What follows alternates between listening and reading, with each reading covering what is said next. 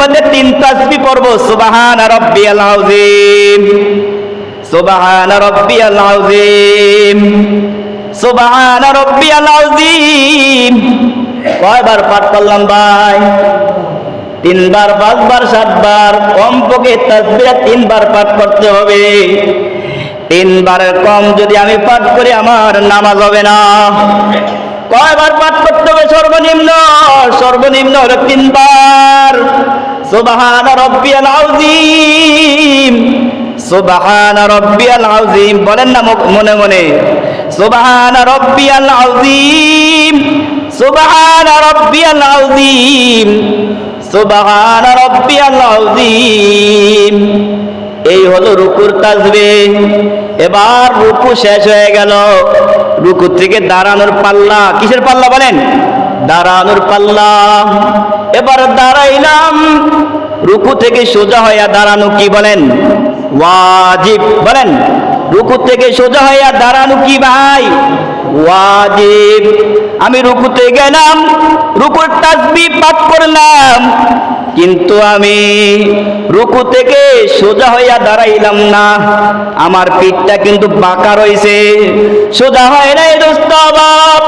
রুকু থেকে সোজা হইয়া দাঁড়ানো ওয়াজিব, আমি সোজা হইয়া দাঁড়াইলাম না, আমার পিঠ কিন্তু বাঁকা রয়েছে, সোজা হইয়া না দাঁড়াইয়া আবার সিজদায় চলে গেলাম। হয় কি হয় না?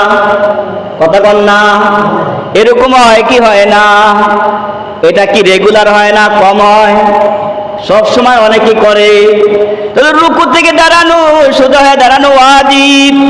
যদি কেউ সোজা হয়ে না দাঁড়াইয়া আবার সিজদায় চলে গেল, বুঝতে হবে সে ওয়াজিব তরক করেছে।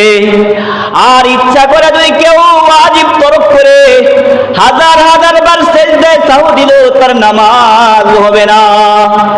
অনিচ্ছায় যদি কেউ ওয়াজিব তরক করে তাহলে তার নামাজ হয়ে যাবে সিজদায়ে সাহুর মাধ্যমে। ইচ্ছা করে যদি ভুল করে নামাজের মধ্যে হাজার বার সিজদায়ে সাহু দিল, নামাজ ঠিক হবে না রে ভাই। আবার শুরু থেকে নামাজ আদায় করতে হবে। এবার গেলাম সিজদার মধ্যে, সিজদাতে গিয়া 2 সিজদা ঠিক মতো আদায় করি নাই। প্রথম সিজদায় গেলাম, পড়লাম সুবহান রাব্বিয়াল আ'লা। কি পড়লাম?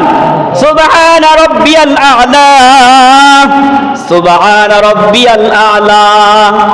এবার এক সিজদা হইল আমার, সে এক সিজদা দিয়া বসবো, সোজা হইয়া বসি নাই, ওই বাঁকা অবস্থায়, নোয়া অবস্থায়, ঝুঁকা অবস্থায় আবার সিজদায় চলে গেলাম দ্বিতীয় সিজদার জন্য। এই কাজগুলো যারা করবে এমনি ভাই এরকম ভাবে নামাজ পড়লে তার নামাজ হবে না।